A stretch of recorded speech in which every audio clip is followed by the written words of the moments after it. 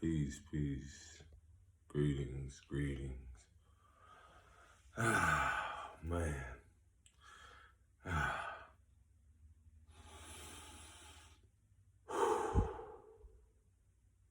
I feel like it's been so quiet lately. Something, first give an honor to source. Give an honor to, the creator, the most high. Whichever your higher power is. Just, and most importantly,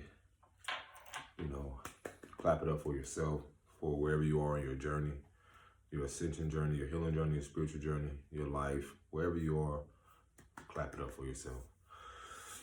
I was really debating if I wanted to even, create a video or do something. Most of the time, I realize I get a joy out of just communicating and expressing, where I'm at or where it is that I need to just share with you all. It's a very great topic, and it's I just been getting a lot of clarity, like my own self-awareness through a lot of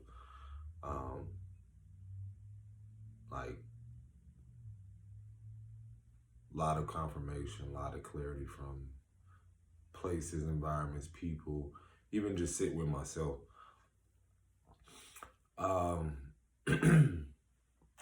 This tea is hot because I know I keep clearing my throat. But anywho, this very topic we're going to speak about has a lot to do with taking off the cape. Yeah, I said taking off the cape. And those of you that aren't familiar with what I'm referencing to, speaking about, being always in superhero mode, super mom, super dad, super this, super that. And what I'm getting at is always having to be there for others. Always feeling like we gotta pick up the load, or as soon as someone calls, or this and this, I gotta put on my cape and I gotta go save the day. And I'm here to tell you, yes, that did serve its purpose. But it's also important to nurture your seeds. And what do I mean by that? Nurturing your seeds can also look like what exactly I've been doing. And it may not be similar, but to grant myself the grace that I haven't over the years to rest. One thing I've been realizing lately is prioritizing rest. And that gives me a lot of clarity on things. That gives me a lot of clarity on situations, circumstances, places where I may have seen things differently. But, certain visions I may have gotten, certain things basically I may have not been more aware as I was into how it affected not myself, but only other people. So sometimes I'm here to tell y'all, if I just had something that would be so cool. Yeah, I just use this. It's this is what we're doing. It's time to remove the cape. Let it go. You can just visualize this. It's just see the red cape, whatever color, and just take it off. And a lot of this can be centered around what we see going on in a lot of the world right now. Is that we've been given the false illusion of people trying to save us. And that has been given through maybe false hope of what people say they're going to do, and not following through with it.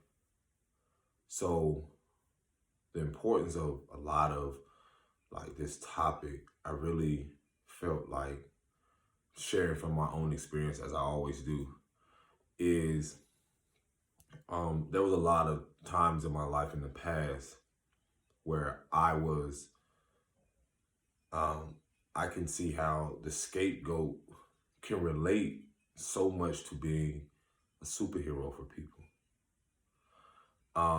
And that just came to me because if you look at the fact of how a lot of us, when we experience a lot of things, whether our childhood wound is being preyed on, And we really had no one to, at that time, who were really self-aware and really conscious of what, the behaviors that they were displaying, and no reciprocity was given. And that's a lot of what a lot of us have been seeking or desperately wanting in our life, or needing per se. And this makes me think about even what I was speaking about the other day about wants and needs.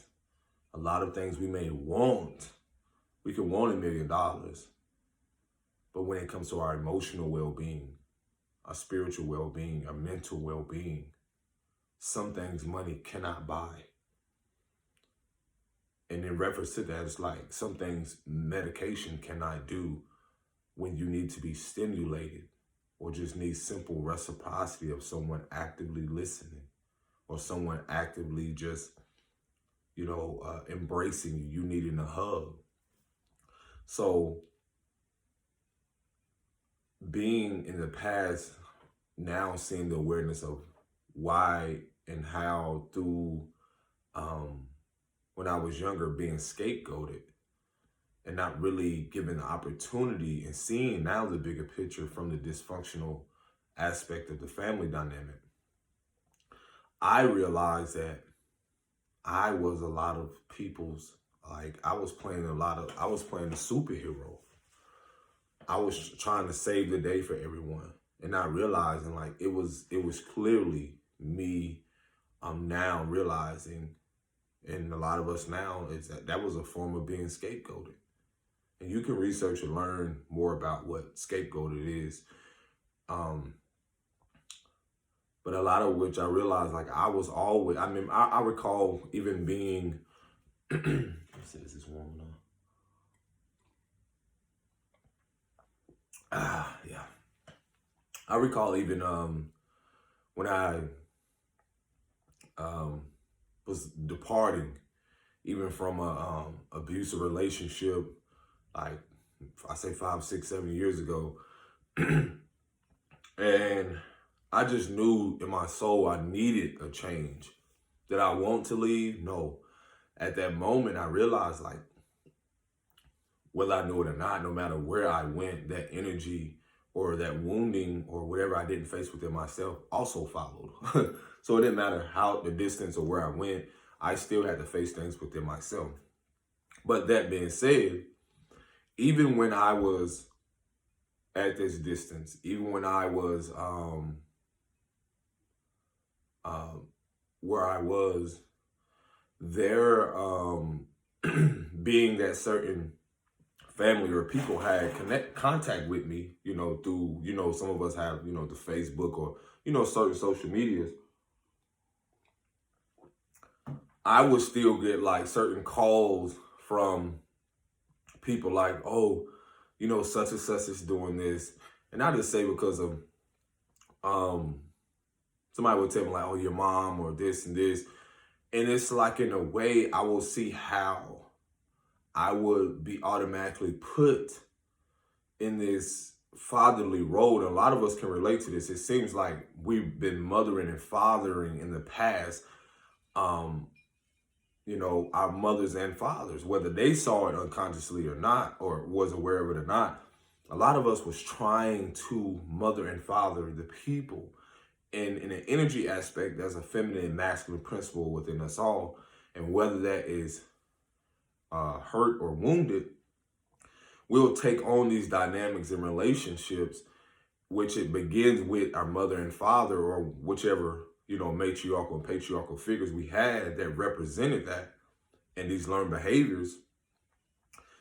We would, again, attract these certain relationships. And in that, we don't even realizing that through our own woundedness and through what we haven't healed and faced, there were still these people who preyed on our woundings in a way to where, like, even when you were this far or in this relationship, they still try to make themselves appear or try to feel obligated to be in your presence or to intervene or intrude in any type of way, forcefully, and or try to play a role to where a God complex in a way. So in a way, I remember me being in certain connections or relationship where I will automatically again have on the cape to where, okay, I will be in a situation or be in a relationship or whatever, and it would play out so many different ways. So again, I'm connecting the scapegoat to being a superhero, because some of us, again, the correlation that I'm putting together, piecing together, is that we will always try to save people from their problems, but not look at our own woundings, our own inner woundings, our own inner dialogue, because we have taken on others' dialogue of who we should be, how we should be, and in that, it became our own narrative. So even if we were in relationships or whatever it is, through the unhealed versions of ourselves, or having accepting the fact of, well, this is who people are, and having been scapegoated, we don't even realize that we're trying to save them from their own woundings without even accepting the fact that we have moved on. So how that looks for me when I was in certain relationship, being that I at that time wasn't self-aware that I was being scapegoated in a way of the woundedness, you know, the dysfunctional relationship that I had developed with my mom, and having taken these narratives on and realizing like, wow, hold on.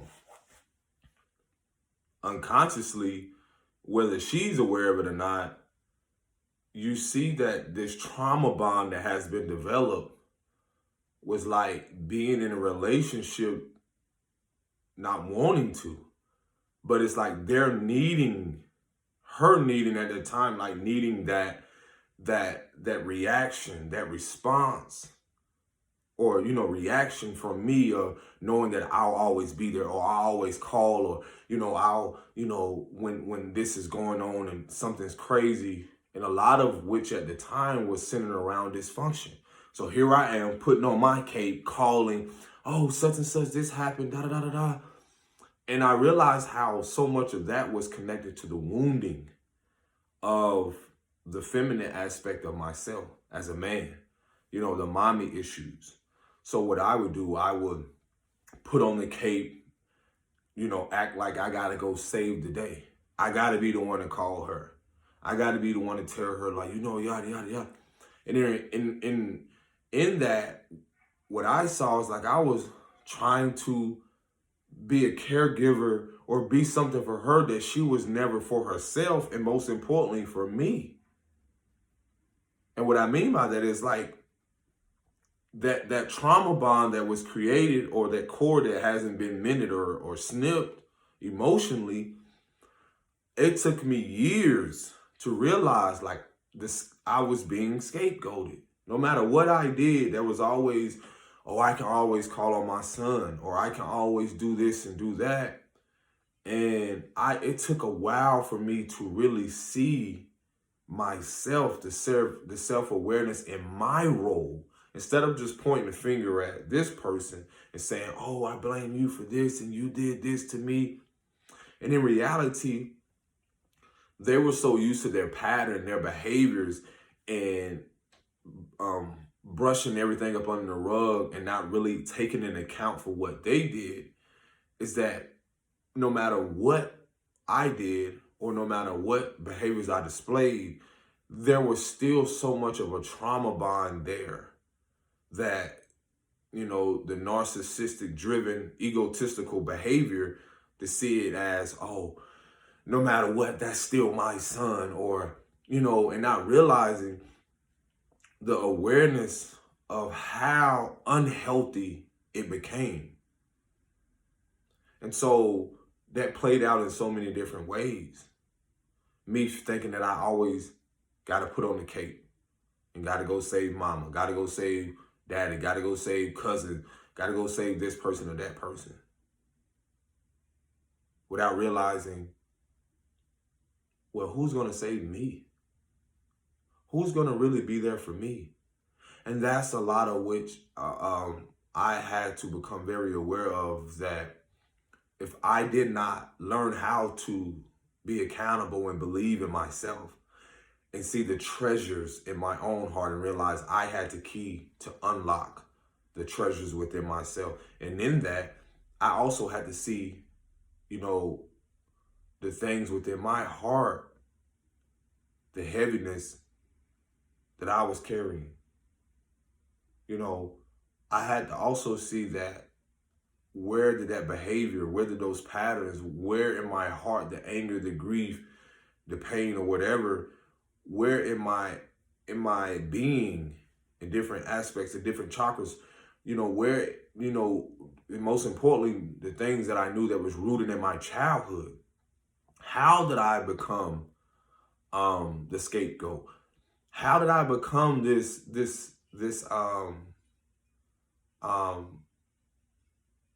boom, I say, how did I become this superhero in a way? But as soon as I pivot and start to choose myself and start to see the treasures that lies within me, you know, start seeing my own everything, my own emotions, start acknowledging a lot of things within me, then boom. Once you remove that cape, guess what you become? You become the villain. Because you no longer become the scapegoat. And the reason how that played out, it wasn't just in relationships. I saw it in family dynamics I saw my nephew similarly going through stuff, and I'm going to just call it for what it is. You'll see once you remove yourself and people don't have that access, and you're not flying in and, oh, I got to save the day, and, oh, you know what, you shouldn't do that to this person, da-da-da. No.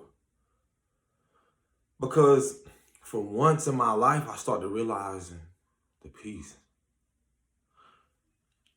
If I don't let go of the dysfunctional family or that aspect in that old narrative, how can I not, if I'm trying to save them, put on the cape and go save them from their problems and come in and try to, because I did that a lot. Till I start to realize, like, whether you want to call it, I cannot, we all were Superman, Superwoman at one point in time, super mom, super dad. Then you get home after wherever you are, whether it be your work, whether it be whatever career and all like this, and you take off the cape. You don't even take a bath sometimes. Let's be real. You can't even fix yourself something to eat. Most importantly, you don't even get to sit and process your own emotions. Because sometimes some of us have kids, some of us have other priorities, our minds trying to process thousands of thoughts, your neurotransmitters going off in your head. You know what I'm saying? You're trying to decipher, you know, whether did I listen to my intuition? Am I really in alignment? Am I really doing what I love? It's like a love-hate relationship with your career or whatever you're doing. Then that spills over into your relationship with your kids. The foundation that you build, questioning everything. And so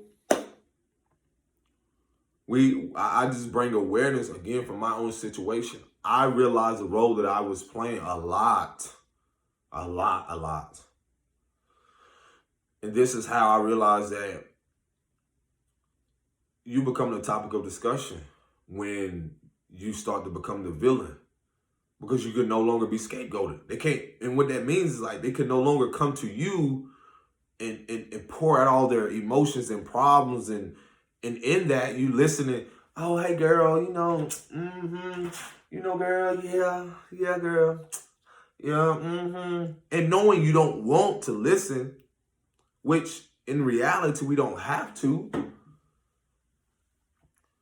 but that's the thing we've been so away from for so long, is that to really the confusion in between what do we need and what do we want. What do my soul, am I feeding my soul? Am I nurturing my soul?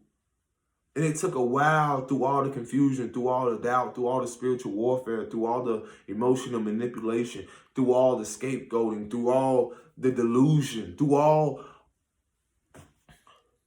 of that. I had to realize, like, wow, hold on. Let me take off this fucking cape. Let me sit here. I'll take a bath when I want to.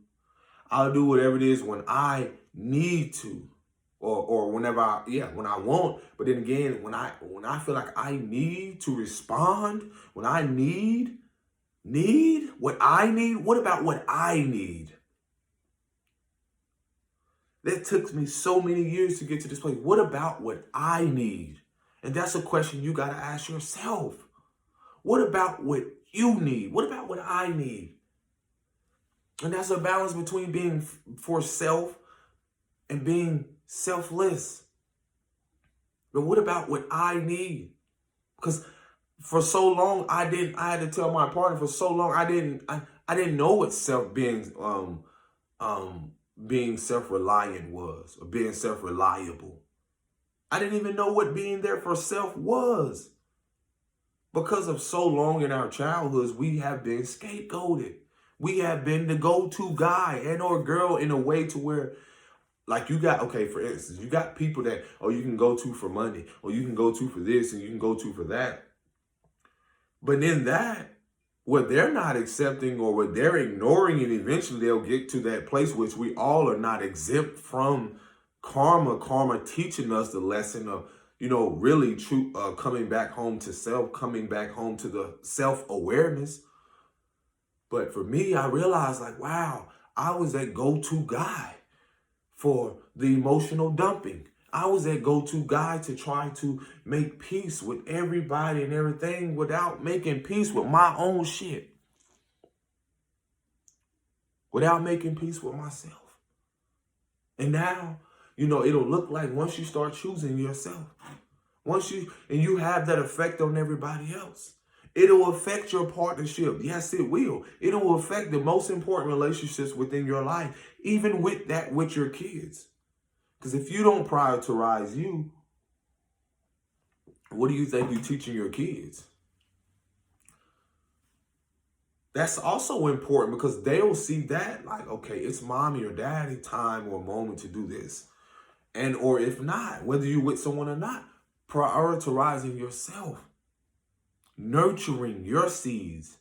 And nurturing your seeds can be many things like resting, rejuvenating, exercising, pouring for once into your career. And then having people around who reflect that, who nurture you, who pour into you, who not, I'm telling you, it's so amazing.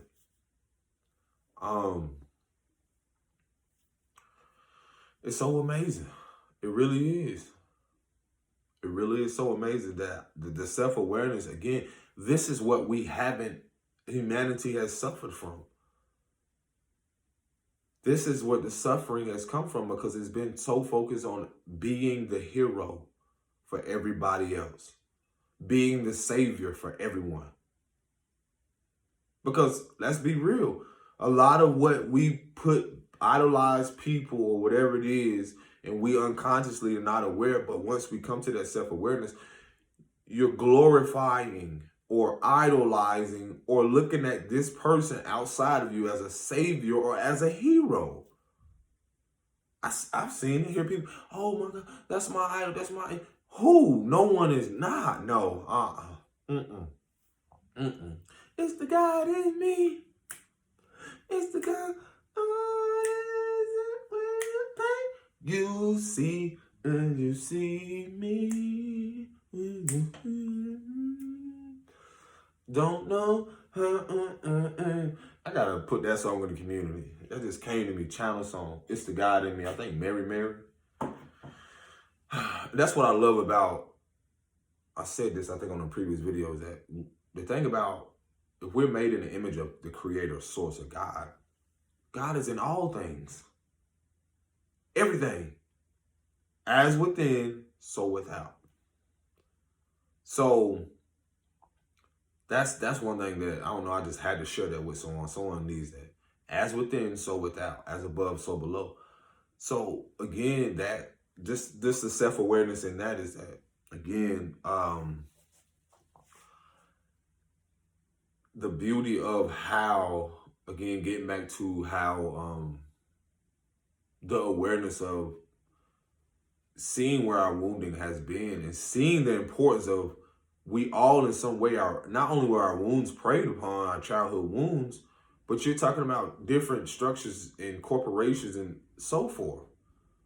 You know, when it comes to, um, which I realized again, getting back to the topic of like, I did this a lot.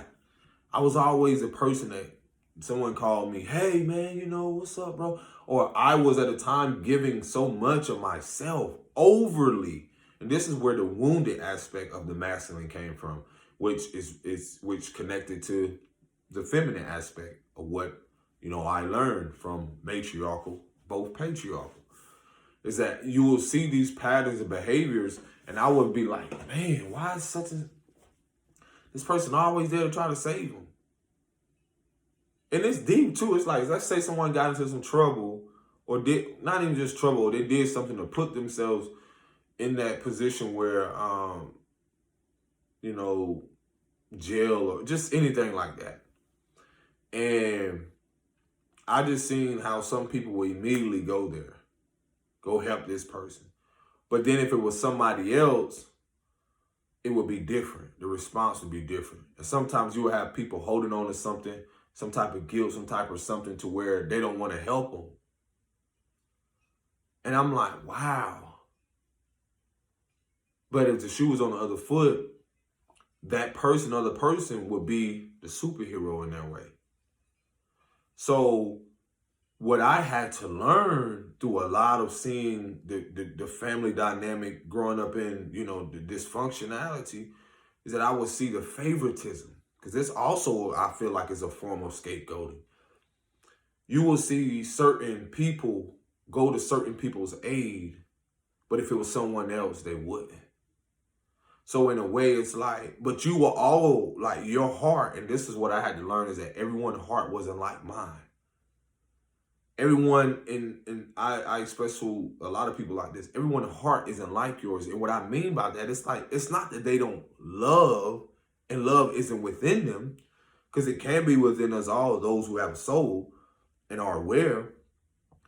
But everyone, and that's the thing from a lot of our childhood wounds being preyed upon, then we were just so exposed to so much without any guidance or knowing what truly is valuable, how we should value our love, value our energy, value our frequency, and our value who we are and what we give our energy to. But being that we were young and exposed to so many things, you know, the spiritual warfare aspect of all of that, then we were so naive. That's where the preying upon our woundings became, because we would go in environments knowing that deep down our soul didn't feel safe. It didn't feel good. We didn't feel embraced. We didn't feel appreciated. So we went to that aunt house. So we went to this person's house. So we went to this person's house knowing that, you know, as soon as you did something, you got a whooping. Or as soon as you did this, you got yelled at. Or as soon as you did any other thing like that, you were judged, you was criticized. Or your mom or dad or somebody was brought up. Oh, you know, just a whole lot of gossip. You will be in environments where you were experienced or exposed to a lot of things.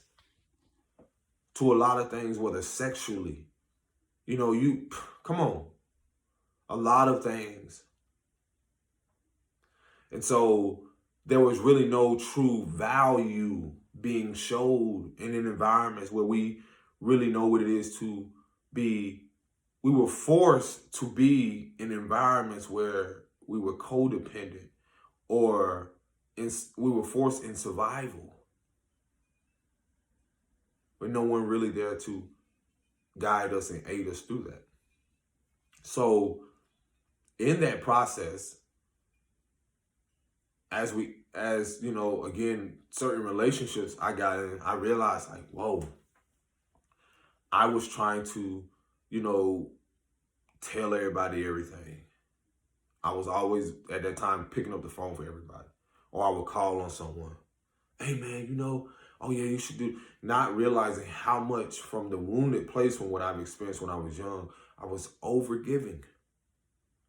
I was at that time giving so much of myself to everybody, giving so much of my energy. And it ain't about who's to blame. Because that's easy to point the finger. I had to get to a place and, well, you know what, hold on. Let me call back my power. Let me call back my energy. From this place, this environment.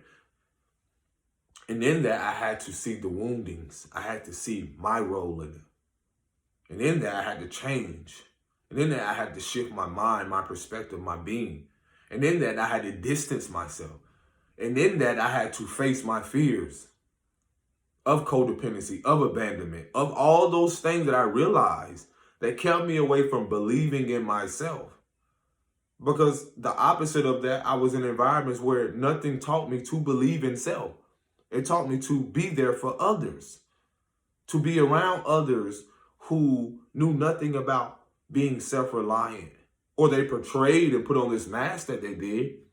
But behind the scenes, a lot of what isn't told, a lot of them, the system, come on now, the foundation that you're seeing fall right now was purposely programmed people to be codependent. I got a poem that I did, and I'm gonna do a video on this, and I talked about how it's almost like a foster home. America is like, in a way, it has become in a way to where they've abandoned their own people. They've neglected their own people through their own self-righteous behaviors. And so this is what you see in the family dynamics, the dysfunctionality.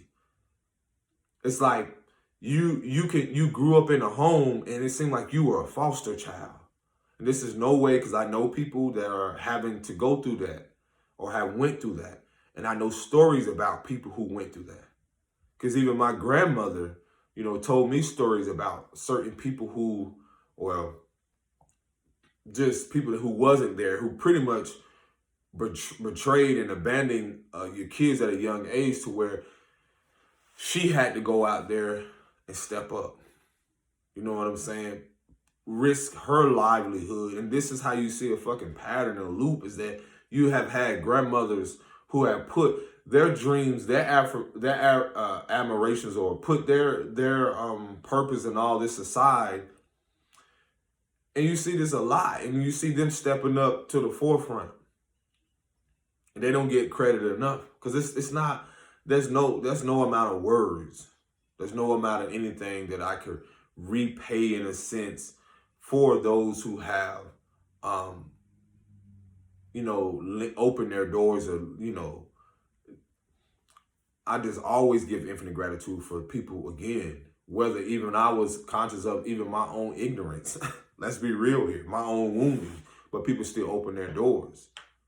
Because again, and a lot of that awareness, again, comes from the fact of, again, what my grandmother or mother and people, I saw so much, to where the instability, the unstableness, or whatever you want to call it, the survival aspect of going from, home to home, and realizing, coming to that self-awareness, that was an internal thing based in the root chakra, based, the survival aspect, the fear of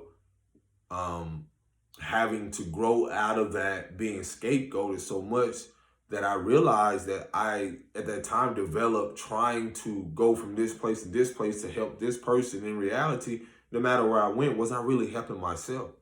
Was I really tending to my own wounds?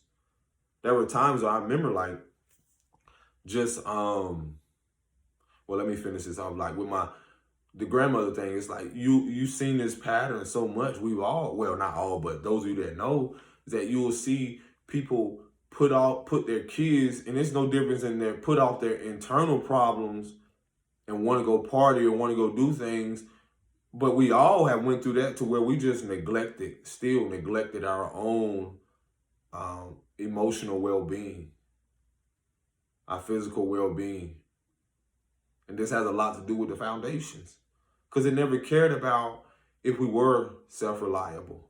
And this goes to even the development of, I was telling my partner, I said, I honestly, I never know a lot of men that were very, I gotta say, yeah, in a holistic way, seeing men that were self-reliable.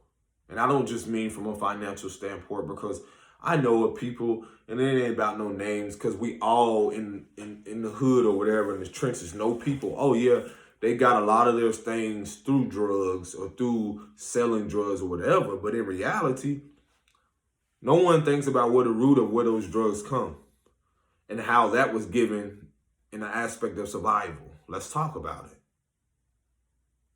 You know, there was a time where I would drive for my cousins when I was young. And then, you know, this is just what it is. Like, everything's good, but I'm just saying, unconsciously aware of this, not knowing that I was putting myself in a position to where I probably wouldn't have, I could have been somewhere else right now, in a prison or something, or because of the fact of my own lack of, well, not lack, but not being self-aware of the decisions I made. But these are people that I looked up to, or these are the people that I idolized at that moment, other than prioritizing myself, my my well-being, mentally, spiritually, physically. So driving for them is why it's like driving for people.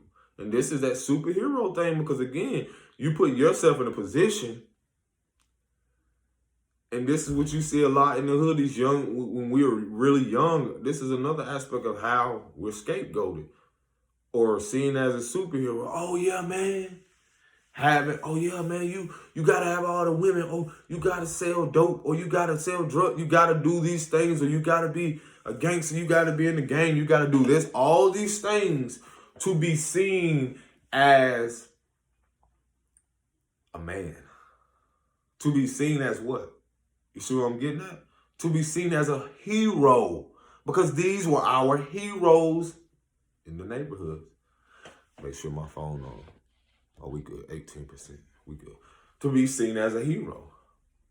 Yeah. It was a reality then. It's not a reality now. But this is, I'm calling it out because I call it a spade is a spade. If it's a duck, quite like a duck, you know, it's a duck. Hey, but it's just what it is. But in that awareness, I realized how divinely guided I was protected. How protected I was. Because a lot of which I had to see, experience. I'm telling you, man, I was driving for cousins that had stuff in the middle of the dashboard. Or who knows? Traveling with cousins, not realizing what they were going to do. Who they were going to meet up with. That was normalized. But in what I'm getting at is not to point the finger in what they were doing, because it's like, what experience did they have? What type of men did they have in their life that really showed them a holistic way, or a healthy way, or a man who honored their emotions, or a man who know how to have a healthy exchange, who really was doing what they love. And I'm not talking about no sports. I'm not talking about none of that. I'm not talking about being no doctor. I'm not talking about being no lawyer. None of that, because in those trenches in certain places, a lot of us were just simply looking for a mentor. Some type of man that, and you will see the behavior displayed so much is that we were put externally on this tough act. That's why I said the best actors. The best actors, man. We didn't see people who nurture themselves and nurture their seeds. Meaning that not only the seeds of who they are, their well-being, we didn't see men who nurture their sons and daughters. We didn't see that. So you want to know what the fuck is wrong with the world? There you have it. We didn't see that. See, you receive with your eyes and your ears. We didn't see that. So now we're trying to process the fact that, man, my whole life has been a lie. Or my whole life, you know, I was lied to, or this was dishonesty. Like, we didn't see that. We didn't know what that was. So to even pretend and just act like that's something that we supposed to just accept. No, it's a process of we're even at this age now unlearning that as men in 30s, 40s, 50s. We're unlearning the fact that we had foundations that was built upon dishonesty, betrayal. We were scapegoated as men. The society, the governmental structures also deemed us as predators and labeled us as, the worst things that you can see in the world. But at the same time, where we were scapegoated, they still looked at us as superheroes. How interesting is that? It's like the things that, the world hated so much.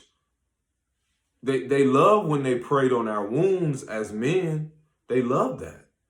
They love that. And it even affected our women. You had the women that would sit there and be like, well, if you honor you cried and you a punk, or if you don't show your feminine attributes of who you are, then you're automatically classified as soft or the B word, stuff like that. So again, but in the same moment, they know deep down their soul needed a man, or they needed the presence of a man. And so a lot of that, again, comes with the scapegoat and with the hero. It's like the thing that you hated and you despised the most, which really wasn't so much of us and who we are.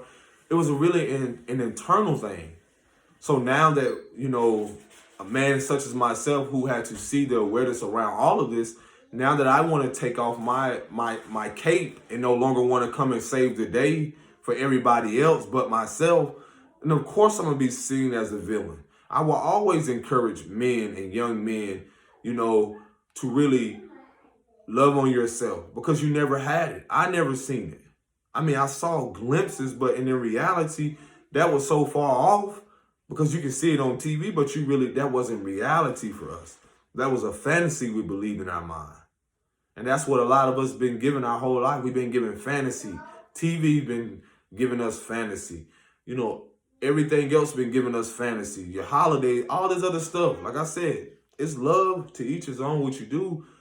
But a lot of us, that hasn't been the reality.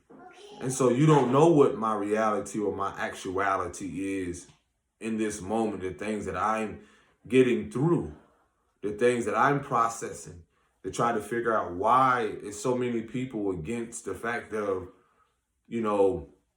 how dare you love yourself? How dare you honor your emotions? How dare you just show up and not want to argue or fight? How dare you now want to unlearn the dysfunctionality that we taught you?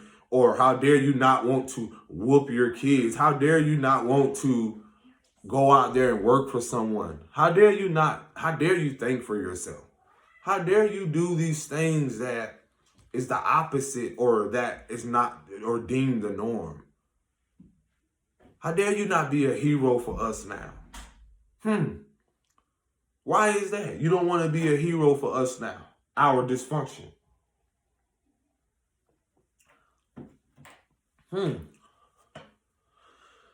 So again, this is why, I was telling my partner, I said,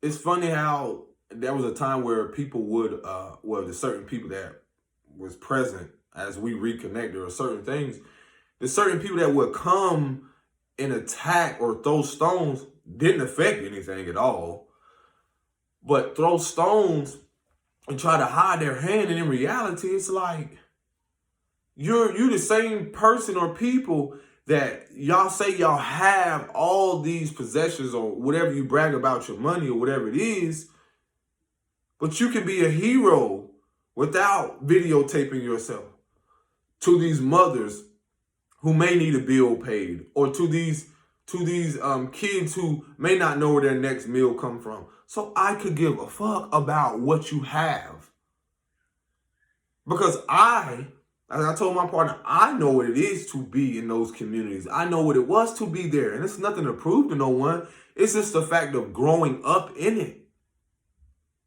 Not having a mentor when you're trying to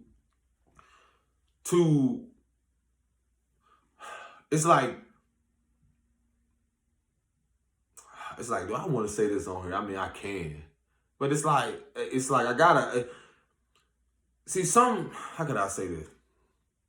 See, even as men, it doesn't matter our age, because we all have an inner child.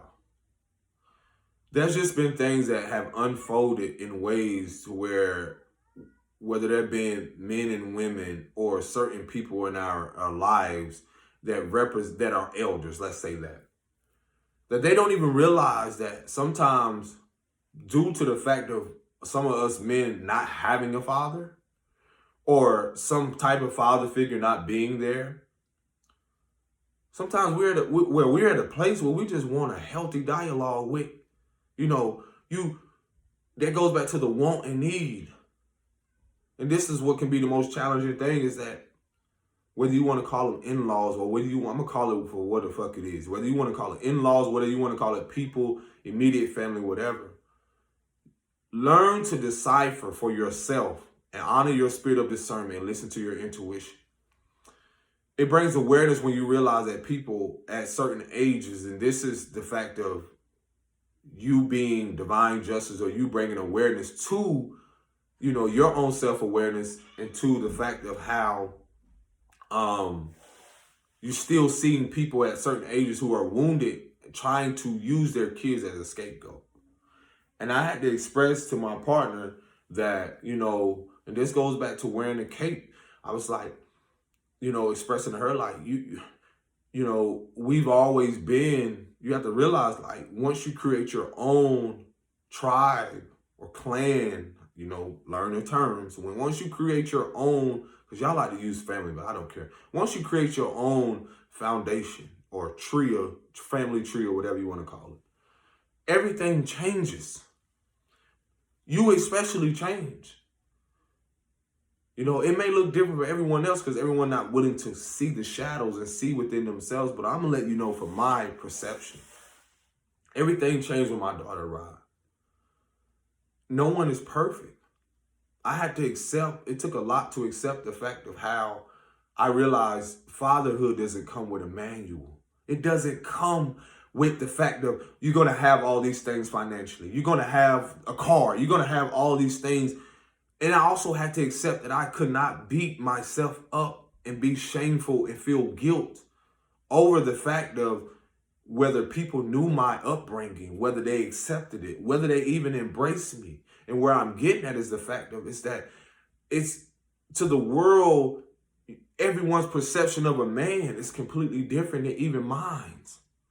Because it was revealed to me that Spirit said you build a foundation that is emotionally stable, mentally stable, spiritually, physically. Because all of those attributes or all of those things are just as important as the physical. Because that's what I had to realize in breaking generational curses, is that not only when I put down the cape, it helped me realize what I was internalizing, what I needed to accept, what I needed to let go. And in that letting go and internally, the internal conflict, the woundings and whatever it is, the woundings I had to see. And in those certain wounds, I had to see where those scars still were there, but I also couldn't overlook the scar. The scar was just to show me the process, the fulfillment, to know that, I got through that and give gratitude to that. So no one else will know the depths of that. So again, what I've learned in my dynamic, just even more so, again, speaking from my own experience, I noticed how people will come along and tell me what it is that I should be doing, disregarding the fact of my own well-being. Hey, how are you doing? Are you okay? Because a lot of us have suffered from that, where people can automatically try to go scapegoat through your past because they can't scapegoat through someone else. So they will try to scapegoat or point the finger at what it is you went through to avoid their own inner woundings and their own things that they have ignored for so many years, things that they have suppressed for so many years, things that their mother and father didn't acknowledge. So I was able to see it. I was able to see certain men and women who will come and try to tell or try to force their narrative, create this illusion, emotionally manipulate, try to convince someone else from thinking for themselves, for listening to their own guidance, their own intuition, and trying to persuade them otherwise. And even in that, it took a lot to, like I said, no one knows the depths of where I've gotten from. Because in taking off that cape, I learned to listen to myself instead of always trying to go save everyone else. I realized that I was my first hero. I had to be there for me because that was never shown to me. So I had to become that. And then even becoming that, I didn't know what it looked like. What do I know? I just know that I'm secure within myself. So I was able to see who was insecure. I was able to see what the insecurities that were loud. I was able to see the fact of, to learn what that innocence was. I was able to see the treasures in my heart. I was able to see the innocence within myself to realize who didn't see the innocence, and to really learn to see myself blameless. Because I realized the guilt and shame everyone else was carrying. Had nothing to do with me. It's just a lot of what they were trying to find or, project onto me had to do with their own guilt and shame. So this goes back to a lot of us being scapegoated when we were young. And so this is why you see a lot of caregivers now that in that scapegoated, they saw us as a hero to them, because that kept them from acknowledging their own woundings, their own inner woundings, their own shame and guilt, anger and emotions that they, again, no matter their age, when they could no longer scapegoat you, which they deemed as a hero, because they knew that you will always be the one that they can call. They knew that you were always going to be the one that, no matter what I do, they knew you were the one that they can always project their emotions and emotionally dump onto you.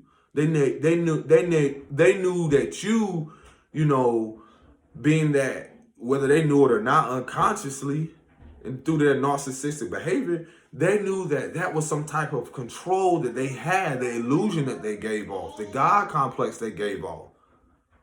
So then once you start to love yourself, you realize, like, okay, hold on, I can take this cape off now. So when you took that cape off and you stopped trying to save everybody and save them, whether mother, father, anybody else, boom, you became the villain. Now you become the villain because you force them to take accountability for their actions and from your childhood up to now. And it's their free will to choose it, not yours. Because just as you had to be accountable and self-reliable and believe in yourself that you can get through what you needed to get through, they too are, no one is exempt from this. Karma doesn't skip over someone else. So this is why I'm giving you the analogy of how the scapegoat will also the superhero in somebody's eyes, because you will always swoop in and be like, oh, I can save the day, but no more of that. So when I decided to take the cape off, I started to realize I was a topic of discussion then. Oh, well, look at where he at, yeah. Anything to keep people from looking within and facing themselves, what does that tell you? Because in being known, like becoming empathetic or becoming an empath or the compassion, having compassion is learning that, you know what? I got to have compassion for me. And you know what? My partner said this years ago. She said, you got a lot of passion, but you don't have the compassion. I was like, what do you mean? And I really reflected on it. And I was like, wow. I had a passion for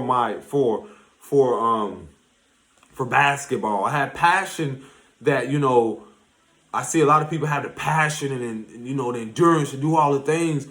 But it's not that I didn't love and have fun. But when I started to see the ego aspect of it, but then I start to pay attention, like, well, the compassion comes in is where I realize that and showing up for myself, I learned to have compassion for myself and others. And how that looked for me is that now I'm able to have compassion for those people who don't even see unconsciously how what they've done has affected not only me, but those around me. And it takes a lot of courage to even stay in my truth, stand in my truth, to know when. Know, like, it's like know when to respond, not react. Because the compassion allows me to see their inner child. The compassion allows me to see where I was and not judge them and not throw the stone that they threw. That's what the compassion allows me to transmute it and to alchemize it and to allow whatever they thrown to me and create. For me to see what was in and not create from a place to be able to transmute that pain into gain. So that's when I realized, again, and that's why you see what happened with the youth. You see a lot of us, the inner child that we want to overlook so much, or what's the video I was talking about, the inner image. I wanted so much to develop a relationship with certain people. I did.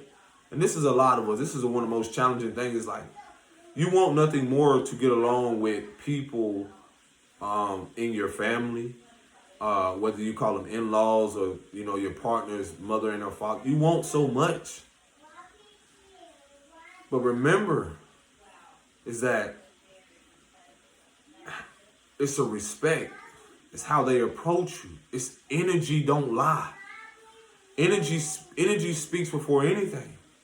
And whether my partner seen it, whether anyone else seen it, I had to realize that I was not going to be a scapegoat.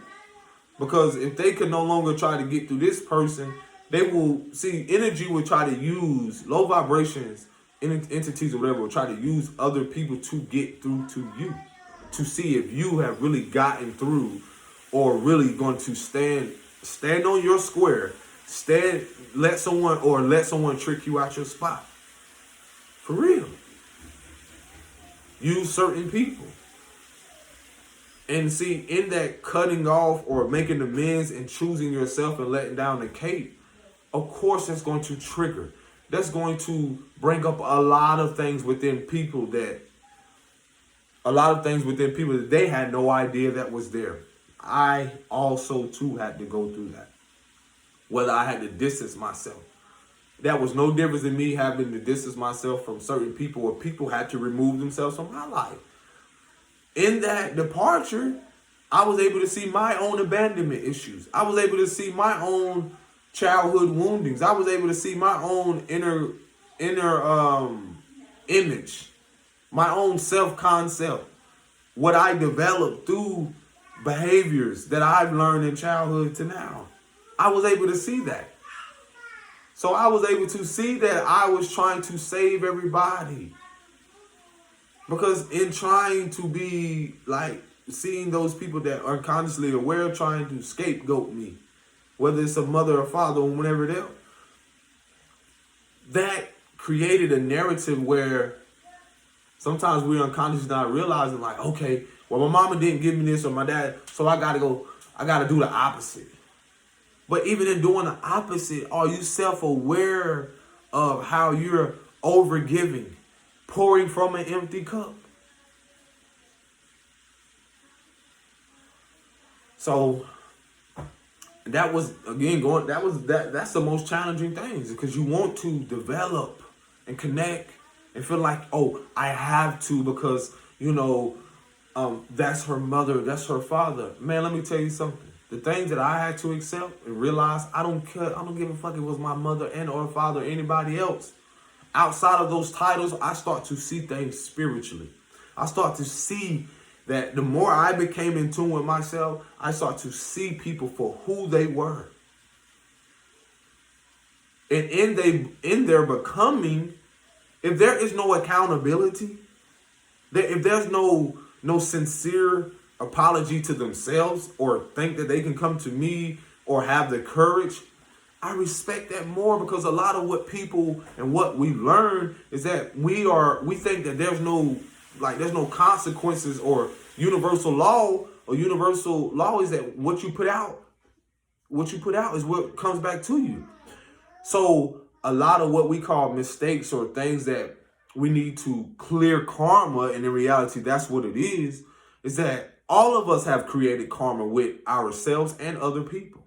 Because whether we gossiped about someone, whether we were scapegoated, whether, our childhood wounds were preyed on, in some way, in some fashion, we have also, where we were unconscious of it or not, we have also created this with other people.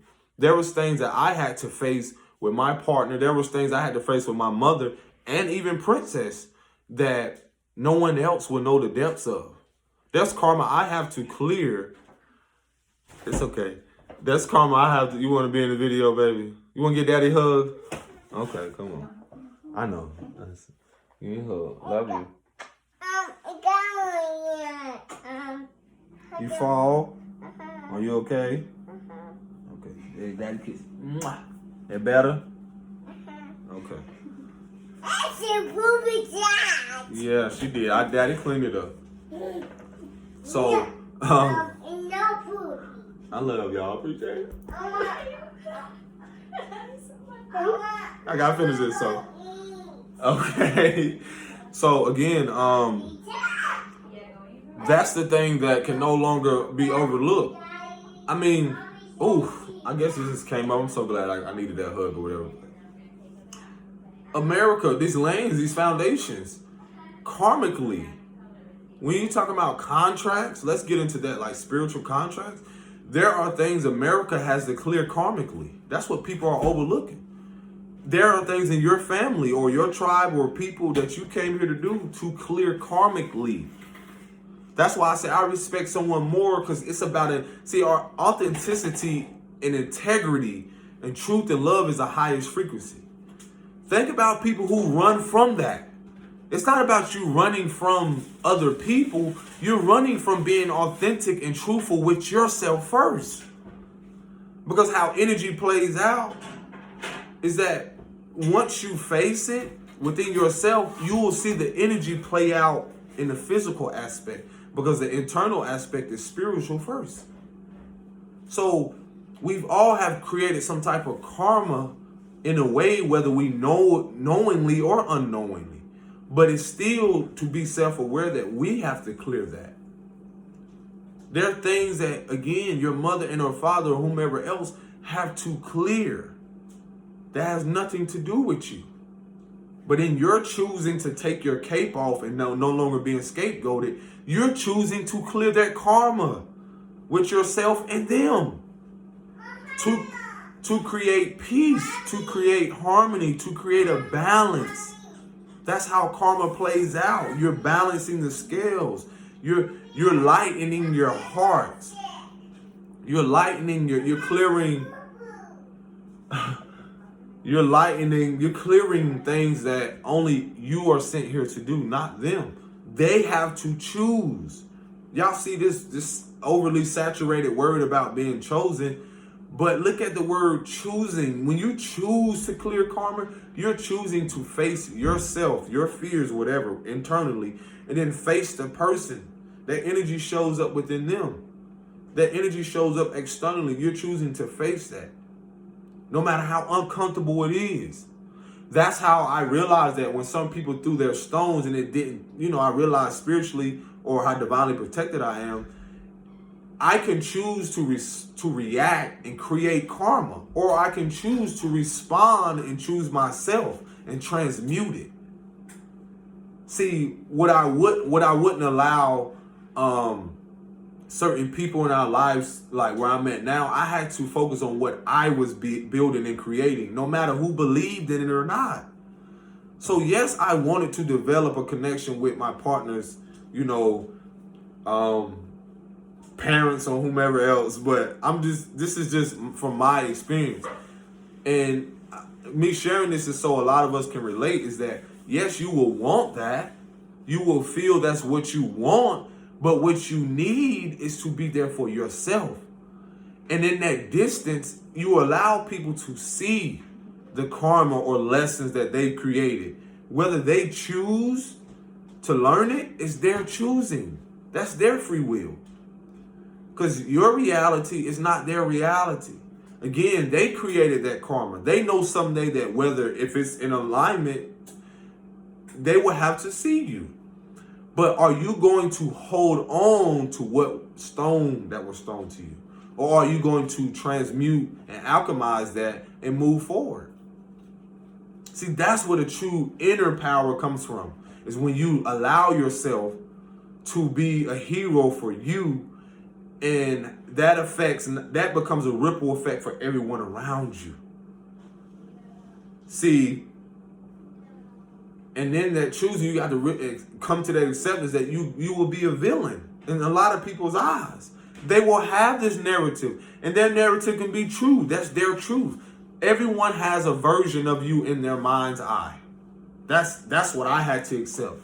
The divine said everyone from your mama, because, oh, that's my baby, oh, or whatever relationship that you do have, whether you have one with them or not. Everyone has this version. And guess what? That version of you will always change in their eyes because of, guess what? The decisions that you make. Every decision that you make has a ripple effect. And what I realized that a lot of people, whether they knew it or not, consciously or unintentionally, whether they were being intentional or not, I'm going to fucking intentionally stand in authenticity, no matter who likes or accept me. I'm going to intentionally love myself because I've gotten to that place to where I can get up every day, intentionally rest. Because a lot of the patterns we learned was unintentionally harming, hurting, emotionally manipulating, living in confusion, delusion. And once that spell and all these things are falling apart, you start to show up for yourself. Now, when you do put on the cape, you can put on the cape with confidence. Like, yeah, I'm a superhero. Yeah, I'm a hero. I'm a super. Yeah, the super me is for me first, and then that me, the M, is we. So knowing that, the oneness of that is knowing how that affects everybody. How what you do, and that even goes, and it's not about being perfect. That shows that even the lessons is what the lesson is in the woundings, past life, this lifetime, whatever, is that what is the that's what knowledge is. No, it has no, but the wisdom comes from applying it. See, everyone doesn't have that self-awareness. They know, oh yeah, they know what they did, whether they want to accept it. But the wisdom comes when they apply it. When they apply the fact of, you know what, whether they know it, whether they're doing it intentionally or not. And some they did, they know exactly. Because a lot of people wanted to, when in preying on your wounds or trying to scapegoat through you, or even getting to this place now, a lot of people know exactly. They want it because through their own wickedness or whatever, they want to purposely harm and intentionally want you to feel what they feel. And ignorance is bliss. But the bigger picture of it all, a lot of which now is that's the thing that was happening right now, is that in choosing, yes, babe, you gotta put some pants on. Oh, you better take a bath? You have fun? I love your hair. Oh my God. I'm not going to get back. What? Daddy gonna finish this video, okay? Okay. So. I want to eat. You gonna eat now? Uh-huh. Okay. I'll eat pizza. Alrighty then. So where was I at? So again, it's a difference where I do. So it's a difference between, one moment, baby. There's a difference where I had to learn from the depths of like what my soul needed, and then what my flesh, if you want to say that, wanted. And that's a difference between, that can look different for everybody. Like, it's not about being perfect. It's about what you know is for you. Because see, we have all been in this dysfunctional era, or have all been affected by, we know what it is to be there for everybody. Again, we know what it is to swoop in and save the day. We know what it is. Oh yeah, I'm gonna, oh, let me pick up this phone call. Let me accept this call knowing I don't want to. So are you really honoring your intuition? No, because we all have been in this programming for so long at a time to where we have not listened to the guidance. Watch your head, baby. Watch this. We have not listened to ourselves, our inner guidance. And so that's what we're reconnecting to. That's what the divine wants us to do. It's calling us to do, the source. Yeah, but we're not planning on that because it might fall. Go in your room and I'll bring the pizza in. So that's the thing that, again, it is allowing us to what we're reconnecting to. Reconnecting both men and women. Because let's not get this misconstrued. Men and women have feminine and masculine. We all have intuition. I can recall this as I was young. I realized how, and seeing it now with my princess. A lot of us, if you were very sensitive when you were young, emotionally at that, where, you were taught not to cry, or if you cried, you got whoopings, or it's a lot of things. You were typically a higher frequency being. You were typically, you came in more sensitive, and that sensitivity was really you being more connected to the divine. That's why your awareness was very heightened. You were more sensitive when you go into environments. So now, guess what's happening now? When you're no longer scapegoated through your woundings, you're now recovering those fragments. You're now recovering those parts of yourself that were scattered in these environments, in these houses, these people. When you're calling your energy back, you're calling the wholeness back of who you are. How are you going to know you're whole or who you are if you've been neglecting those parts that were shown by other people to neglect? So now you're choosing to be your own hero. You're choosing to step out in faith and take a risk on going there, going here, going there, and recovering. You're being restored. I realized I was being restored. It didn't make sense to a lot of people. I'll be real. I mean, honestly, it didn't make sense to my partner sometimes. I know she ain't never say nothing, but it's like I had to express to her, like, hey, I got to get up. I'm not doing nothing today. Or whether I say it or not, I just sit there. But I knew that I had to listen to my body. You got to think about how long we've been there and being a superhero for somebody and showing up for everybody.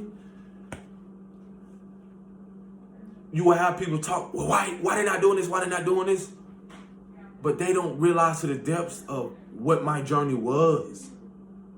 If you had someone that was physically abused for so long, and now that I'm coming to the awareness and hit by a car when I was younger, and now I'm coming into the awareness of, the chakra system, coming into the awareness of the emotional body, the spiritual body, the physical body, don't gotta make sense to everybody. But those of you that resonate, those of you, I'm not going there, but anywho, the awareness on how in nurturing myself, in being a guardian for myself, in healing myself, and coming into that awareness, I had to realize that, whoa, those things were not okay. I developed a lot of rage in those environments because I was hurt. Then I was trying to decipher where should I be angry at those people who hurt me. Then I had to see my part in my role to where there were times where people don't realize I used to run away. I was literally trying to escape the homes. I had so much rage built up over time to where I did fight back. There were times where I had rage where I picked up couches. I punched through windows. Yes, that's the truth. The reality, because I was hurting. No different than what my size was. I was hurting. My inner child was hurting. I was crying out. There's no difference when I see my princess. When she doesn't, when someone's hurting, their first kind of response is going to be anger, or it's going to be some type of frustration.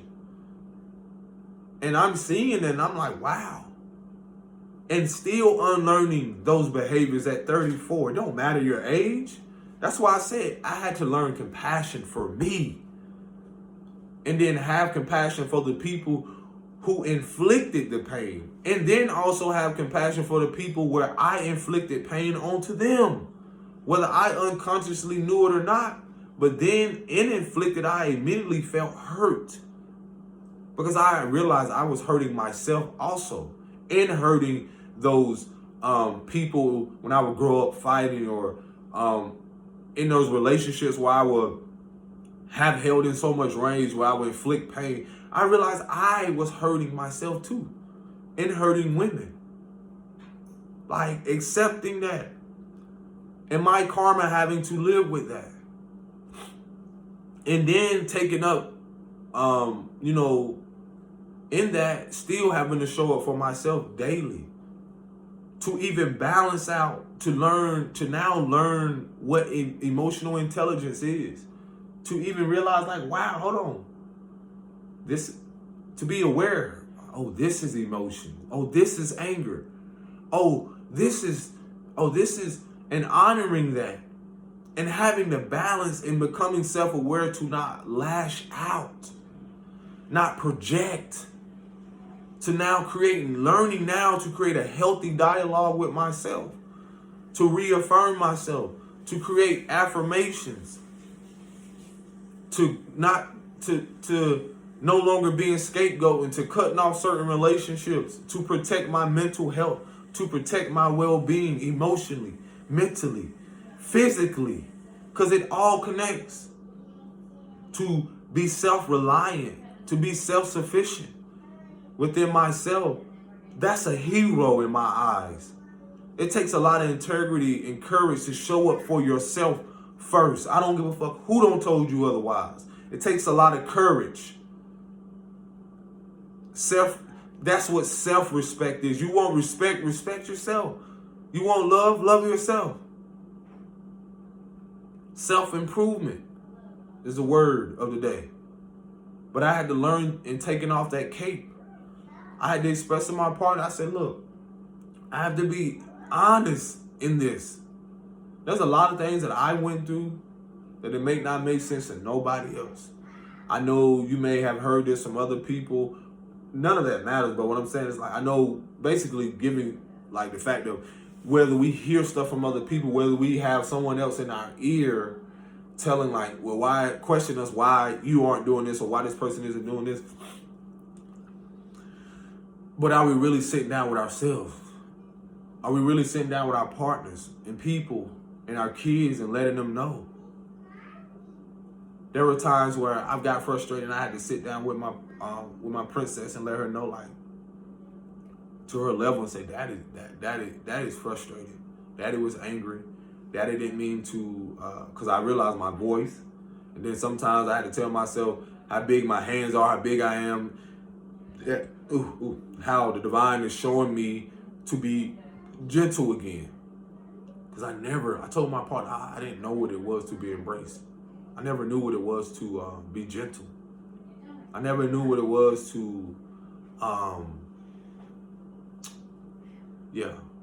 to be gentle, and then that was the effects of being physically abused, the whippers and stuff. I never knew what it was to, in a way, to be loved in a genuine way, without the aggression, without the yelling and the fighting. And the thing I will express to people now, and you're hearing it just from me, is that grace is one of the most challenging things that I had to accept. Is granting myself the grace and the patience. I had to tell my partner, and most importantly myself first, I trust my intuition. I trust my guidance. I trust that I can be patient. And in that, emotions come up because you're telling your inner child, you're surrendering to the essence of who you are again. And in that, all those emotions come up that may not make sense, and you're trying to figure out, like, why I feel this way. And then the thing is that you're coming back home and you're embracing you again, the inner you. You're choosing to face those wounds. And I had to express to my partner, I'm like, I don't know how the pluck you put up with me. I don't even know how anyone put up with me. I'll be real, because the fact of that's the reality we don't want to tell ourselves. You'll see people go on and on with this mask and try to make it seem like they got it all together. And you know that you don't even know how you even get through the day. You don't even know how you put up with yourself. I told myself that I don't even know how. You know, I get it. It was never nobody else. I had to accept this. It was nobody else. Yes, people hurt. Yes, people were hurting and they hurt me. But at the same moment, I realized that the compassion showed me that it was. I had to accept that in my awareness, accept the deep acceptance of it was nobody else. It was nobody else in the sense of me not coming to my own awareness of taking accountability in my role. And the role meaning that seeing what I went through and got through, but what I would no longer. See, the role, it takes a lot of courage in the role to no longer put up with the dysfunction, to accept what others may say the norm is, to accept what someone say I should do and how I should do it. And so that correlates to a lot of the bringing more being taking into account of what it is, taking a lot of courage to show up for yourself. I had to tell my partner, I appreciate you having patience with me, because I get it. I get it. That comes a point where people we all get to that place where we're tired and we had enough. And in that feeling that you have enough, I really feel like that's when people really choose that. They've had enough, but then they realize that they are enough. I see the polarity in that. It's like, if I got to that place, like, you know what, this is enough. I can no longer put up with this. There's a choice to walk away and choose yourself. And you're choosing that you are enough to walk away. And in that walking away, you may not have a penny to your name. You may not have the clothes. You may not have anything, but you got your dignity. You got your integrity. You got your love for yourself. You have, most importantly, there's room for improvement, self-improvement. You have your confidence. That takes a lot of courage and self-confidence. There's a balance, but I will express people, I'm gonna leave y'all with this. That it is okay to choose yourself, because you will always have to choose yourself. I don't know, somebody needed to hear that. You will always have to choose yourself. I expressed to my partner, I told her I said, look, let me tell you something. Our princess someday is going to walk away from us. And in that walking away, she's not abandoning us. And that's the thing that we have taken on, like, is that we had our childhood wounds preyed on for so long to where we felt abandoned by those who loved us, or those who were supposed to show us what our internal value is. But in that, we have been so focused on the external that when people do walk away, we feel a sense of abandonment or betrayal. But due to the fact that we haven't learned an inner dialogue that every seasons change, people change, our kids grow up, they will change their mindset. And this is the caterpillar and butterfly effect. It's like some people want to stay a caterpillar and stay on the ground and live in survival, never wanting to blossom or metaphysically change and go into a cocoon state and go into their own darkness and sit with themselves and become a butterfly. They don't want to evolve. So the caterpillar is always hunted because you got a bird or you got something that is trying to survive. But once it takes that courage to go up the tree, and this is analogy with people, once it takes the courage, yes, it still has to go through a survival state to get up the tree or wherever it's going to, but it's choosing itself. It chooses to walk away from all the other caterpillars. It's choosing to make a different approach in life. It's choosing another journey that is by itself. You don't see two caterpillars in one cocoon. You see a caterpillar choosing itself, choosing to no longer live as that. And so in that, no one knows, I always say this on the video, no one knows the depths but you and the divine, or you and source God, whatever your higher power is. No one knows the depths of what you go through in your solitude, in your dark night of the soul, in your confusion of trying to know what it is to decipher the dark and light aspect. No one knows that internal battle. No one knows your internal wounds like you do. That's what happens in the cocoon. That's what happens in the cocoon when the caterpillar is trying to figure itself out, to try to decipher thousands of thoughts that is going through their mind, processing, trying to process this, trying to process life, trying to decipher what's real and what's an illusion. No one knows what really goes on in that cocoon. But everyone, I'm gonna leave y'all with this, everyone sees the beauty and the how could I say this, the majestic, is that a word, majesticness? I don't know, the magic, I say the magic of the butterfly when it comes out. No one's there to watch all the time that you coming out of this butterfly state. But I tell you one thing, whether you're a caterpillar or whether you're a butterfly or not, everybody notices a butterfly. And then noticing a butterfly, you get a sense of euphoria, or you get a sense of ecstasy within. No one, you cannot not see a butterfly. And so no matter how, and I've seen butterfly with wings that probably have got like clipped or whatever in a way, like some of it's not there, but they still fly. And I tell people, even when a butterfly comes, when you come out of that cocoon state, the butterfly doesn't fly in one direction. It literally flies, or it migrates. I saw this when I was in California. I think I was in, is it San Leandro near Oakland? And there was this mural. And I had no idea that butterflies migrate throughout the whole America. Like, it showed where they migrate it was a mural like of the so-called United States or whatever, or America. And it shows how butterflies migrate all the way around, like a monarch butterfly. And I was like, wow. And if you know monarch, that's symbolism to some royalty. But again, just know that in taking off your cape is symbolic, to you putting down the burdens of mama, daddy, everyone else, and then choosing to be in a generational curse breaker.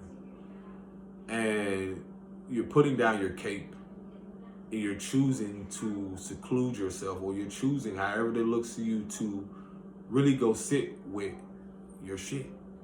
Really go sit with yourself, because you've been in everyone else shit to where you can't even decipher anymore. Like, am I in this? It don't even smell no more until you actually step out of the shit, the poop, and realize, oh my gosh, they don't see this. They don't know that they're in this. Oh my God, I gotta get out of here. Then you go sit with your own poop shit. You know what I'm saying? But you're choosing to nurture the manure. You're choosing to realizing that even when people come and throw their stones or throw shit at you, you're choosing to blossom from it. You're choosing to allow to weed yourself out of their shit, their garden, because the weeds have overgrown in their mind. Their mind is cluttered. They're not even tending to their seeds. They're not even nurturing their garden. So then you begin to build your own and tend nurture to your own garden. You're nurturing, you're planting seeds of love, you're planting seeds of truth. You're planting a foundation that cannot be shaken. You're planting seeds, you know what I'm saying? Or whatever intentionally. And in that, what I've learned too, this is your journey. That garden is like your life. It's like I realized I was like, oh my gosh, I got to go out there and see if something's growing. And we'll get too consumed by that. Because you don't plant the seed and receive the harvest in the same season. So whether in the past, we've all planted seeds of karma, we all planted seeds of things that we weren't happy with, or whether we were unconscious of it or not, it came back, or it came full circle to where, again, you still planted those seeds. And in that, it's on you now to weed out people, places, things, to weed out that garden what no longer serves the fruit that you want to bear, the harvest that you can only receive. Because in weeding those people out, they're not a part of that harvest, because they didn't come along and help you till the land. They didn't help you with that because they was too caught up in their stuff. They were